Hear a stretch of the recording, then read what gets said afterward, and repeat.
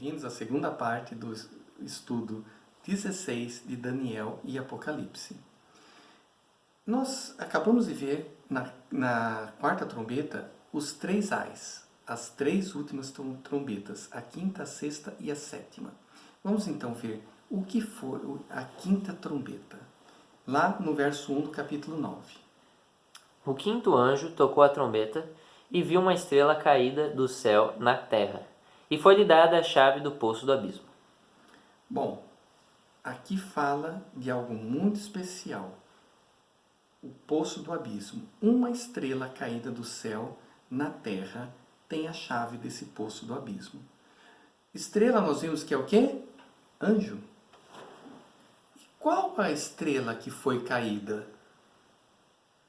O próprio Satanás. Ele era Lúcifer, se rebelou e caiu, se tornando Satanás. Ele tem a chave do poço do abismo. E que é o poço do abismo? O poço do abismo, existe um lugar na Terra conhecido como poço do abismo, a Península Arábica.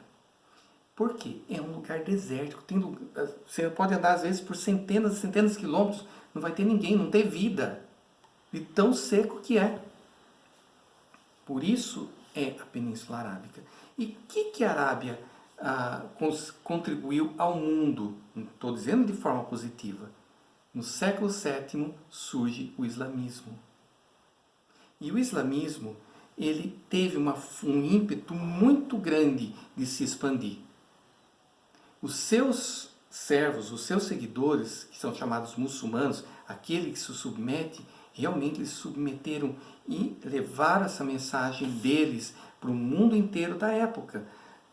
Conhecido a todo ali o Oriente, a Ásia, até a Índia, a China, eles se expandiram rapidamente. Várias dessas regiões, o cristianismo imperava, era a religião do local. Foi varrido do mapa o cristianismo pelos muçulmanos. Por quê? Eles tinham a missão de levar a religião deles. E elas tinham algumas características que a gente vai achar muito interessante. Eles têm 25 profetas reconhecidos, entre eles Adão, Noé, Abraão, Moisés, até Jesus. Jesus, para eles, não é o Filho de Deus, é um profeta. Tanto que no seu livro sagrado, eles dizem lá diz que Jesus não morreu crucificado na cruz. Ele foi levado à cruz, mas Alá o tirou de lá e deixou uma miragem de como se ele estivesse morrendo lá, porque ele era simplesmente um profeta. E chegamos até Maomé, que se declarou o último profeta, o selo dos profetas. Porque depois dele, ele declarou não viria nenhum outro profeta. Ele não escreveu nada, vocês sabiam? Ele não escreveu nada. Quem escreveu foram os seus discípulos, que escreveram os seus ensinamentos e tudo que ele pregava. E essa parte escrita ficou conhecida como Alcorão, ou recitação. E, na verdade, o que nós vemos da quinta e da sexta trombetas, que elas mostram exatamente as tribos maometanas e as guerras e invasões que eles fizeram. E nós podemos ver algumas características exatamente deles lá no verso 10 do capítulo 9. Tinham ainda cauda como escorpiões e ferrão. Na cauda tinham poder para causar dano aos homens por 5 meses. Bom, causar dano eram como escorpiões, ou seja, eles vinham para invadir, para dominar, como eu disse. E aqui fala em 5 meses. 5 meses, a gente já estudou aquela relação dia-ano em profecia. Então, 5 meses, 5 vezes 30, 150 dias, ano.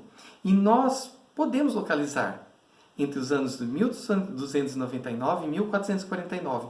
Mas por que nós podemos localizar nessas datas?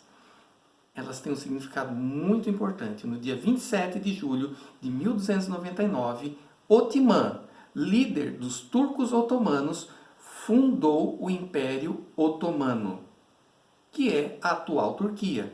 Esse império dominou toda uma parte da Europa, uma parte ali todo o Oriente Médio até a Pérsia, a Arábia, o norte da África. Ele foi um império muito grande.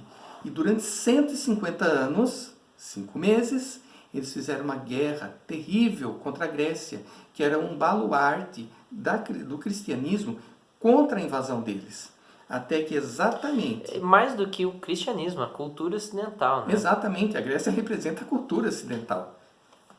E exatamente 150 anos depois da fundação desse império, no dia 27 de julho de 1449, a Grécia foi derrotada e dominada e passou a ser uma simples província desse império. Isso fez com que ele se expandisse mais ainda. No ano de 1492 caiu Constantinopla, o último reduto do antigo Império Romano do Oriente, aquele que tinha sobrado depois das invasões bárbaras. Constantinopla foi então mudado seu nome para Istambul, que é a capital da atual Turquia. E ele se expandiu para a Europa, como eu disse. E por isso que hoje nós temos alguns países muçulmanos ali na Europa, a própria Turquia, Albânia, Bósnia, Kosovo. Vocês lembram da guerra da Iugoslávia? Exatamente, tem essa questão religiosa, ideológica, porque nós encontramos povos muçulmanos dentro da Europa. Foi nesse período que aconteceu também a invasão lá em Portugal, na Península Ibérica? Ela já vinha ocorrendo antes. Lembra quando eu falei na quinta trombeta que eles tiveram um grande ímpeto? Eles invadiram a Europa através da Península Ibérica, chegaram até a França, e na França eles foram barrados. Ali foi impedida que eles tomassem toda a Europa. Mas não faz parte desses 150 anos? Não faz parte, é anterior.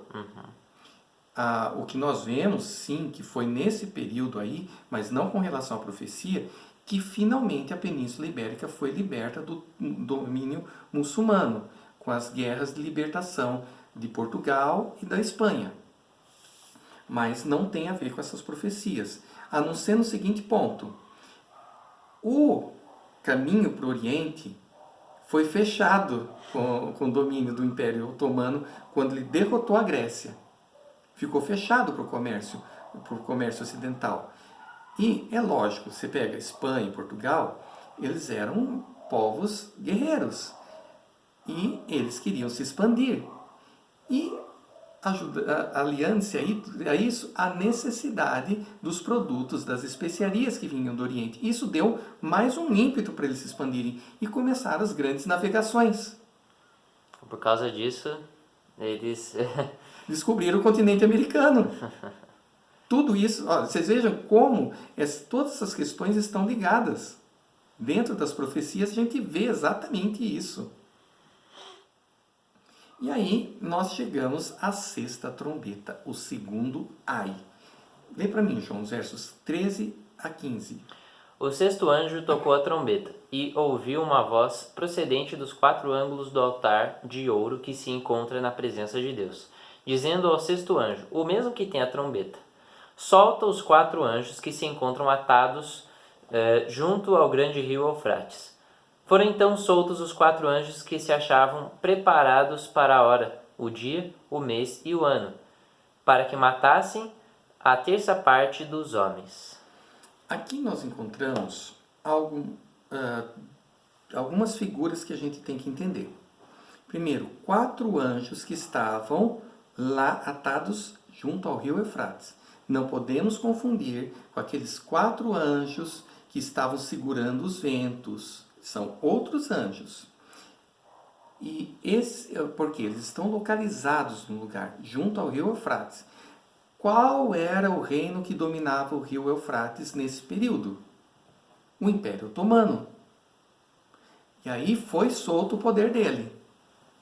Mas aqui fala que isso foi solto pelos 4 anjos num período que fala aqui: hora, dia, mês e ano. Isso tem um significado profético, exatamente na relação dia-ano. Nós temos aqui, nós temos um ano, 360 dias, anos. Nós temos um mês, 30 dias, anos. Nós temos um dia, ano. E 1 hora corresponde a 15 dias. Então nós temos um período exato de 391 anos e 15 dias. E como a gente vai localizar isso na história? Lembram-se que no dia 25 de julho de 1449 o Império Otomano derrotou a Grécia? E aí começou um período dele, pode-se dizer, como potência, como força muito grande, que, como eu disse, dominou a Europa. Uma parte da Europa eles dominaram. Eles eram uma potência respeitada no mundo. Só que, em 11 de agosto de 1840, eles foram derrotados pelas potências ocidentais. Exatamente 391 anos e 15 dias depois da sua fundação. 11/8. Exatamente. 391 anos e 15 dias. E por que o que aconteceu? O Império Otomano se tornou fraco.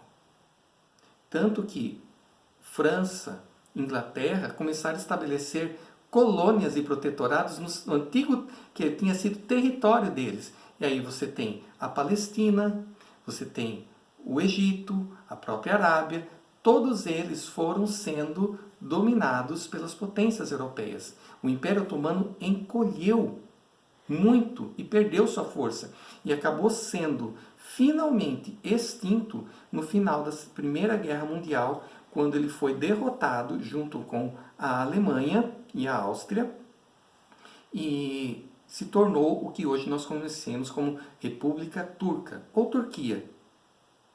Deixou de existir esse império. E aí nós vemos exatamente o cumprimento dessa sexta trombeta, do período de domínio maometano. E chegamos finalmente à nossa sétima trombeta. O terceiro ai. Lê pra gente, João. Lá já estamos no capítulo 11 aqui, versos 15 a 17. O sétimo anjo tocou a trombeta e houve no céu grandes vozes dizendo: O reino do mundo se tornou de nosso Senhor e do seu Cristo, e ele reinará pelos séculos dos séculos. E os 24 anciãos que se encontram sentados no seu trono diante de Deus, prostraram-se sob o seu rosto e adoraram a Deus, dizendo: Graças te damos, Senhor Deus Todo-Poderoso, que és e que eras, porque assumiste o teu grande poder e passaste a reinar. É a volta de Jesus, a sétima trombeta. Por isso, ai, não ai para o povo de Deus, mas para aqueles que não estão entre o povo de Deus. É um ai para eles aqui. E aqui nós temos uma característica interessante que eu quero chamar a atenção de todos. Aqui, quando os 24 anciãos se prostram diante de Deus, eles fazem uma declaração. Bem aqui no final: Senhor Deus Todo-Poderoso, que és e que eras. Só que se a gente voltar lá em Apocalipse 1, verso 8, que diz: Eu sou o Alfa e o Ômega, diz o Senhor Deus, aquele que é, que era e que há de vir. Por que essa mudança? Porque ele já veio. Olha como a Bíblia ela vai sendo bem lógica. Ela mostra exatamente a volta que já ocorreu aqui, a volta de Jesus. Está ocorrendo. E aí, então, não há de vir. Ele está vindo. A sétima trombeta. Por isso, mais uma confirmação de que se trata da volta de Jesus, a sétima trombeta. Então, é tudo um caminho, né? Você começa com a introdução lá no capítulo 1. Nos capítulos 2 e 3 você tem seria uma introdução a alguns aspectos das 7 igrejas, né? Uhum. Depois você tem os 7 selos, você tem todos os eventos que circundam os 7 selos, a abertura dos 7 selos, que dão mais características sobre as igrejas, mais aprofundamento, e culminando no evento das 7 trombetas, que também dão características das 7 trombetas com alguns adicionais, até culminar na volta de Cristo. Então, o meio do livro, quer dizer, do início até o meio, foi um caminho histórico até a volta de Cristo. Então, quer dizer... até a igreja de Tiatira. No meio das 7 trombetas. Sim. E daí nós vemos, sempre elas passam a ter características diferentes para mostrar os períodos históricos. E a gente, um detalhe que a gente não pode deixar de citar, principalmente agora, nesse ponto que a gente está do estudo, é que João era um hebreu. E na literatura hebraica, o que a gente consegue constatar é que eles escreviam de maneira diferente do que nós. Quer dizer, a gente tem uma introdução, né, a primeira parte, o clímax e depois a conclusão. Isso é o que a gente encontra na maior parte da literatura ocidental. Na literatura hebraica era diferente, eles tinham essa ideia de que as pontas, né, tanto o início quanto o fim, eles em si não são importantes, e sim o meio. Então, se você olhar nas poesias e nos escritos hebraicos, você sempre vai conseguir notar essa estrutura. Inclusive no livro de Apocalipse, quer dizer, se você comparar o início, os capítulos iniciais com os capítulos finais, eles são muito parecidos. E eles vão caminhando até chegar no centro. Ou seja, o importante do livro de Apocalipse sempre é o centro. Então, aqui a gente vê um caminho para o que era a mensagem do livro. O clímax do livro é no meio, é o durante, né? É sempre a caminhada que é o importante. Então, aqui, de certa forma, a gente vai chegar no que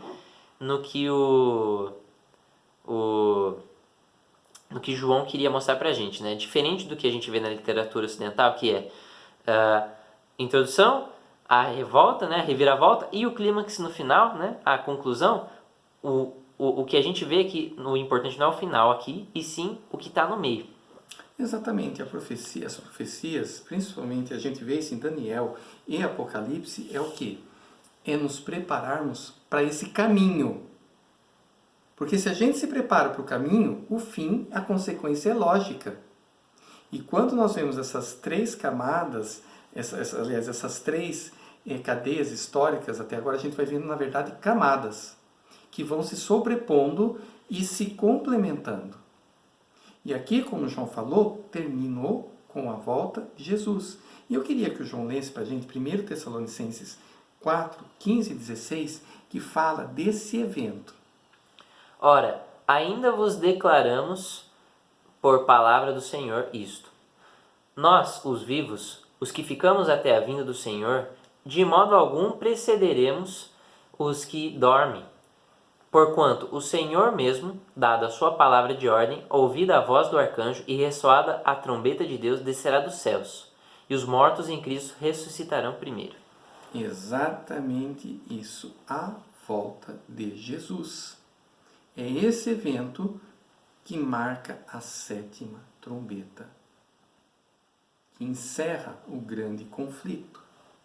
E a gente, então, olhando tudo isso, nós vemos tudo o que a igreja passou. Nas três cadeias históricas, das 7 igrejas, 7 selos e agora 7 trombetas. E como disse o João, o importante é o meio. Que quando a gente olha o meio, a gente vê os erros e acertos. E a gente tem hoje a oportunidade de escolher qual caminho seguir. Por isso o meio é importante. E o fim será uma consequência lógica. E assim nós encerramos o estudo das 7 trombetas. Aguardo vocês para o próximo.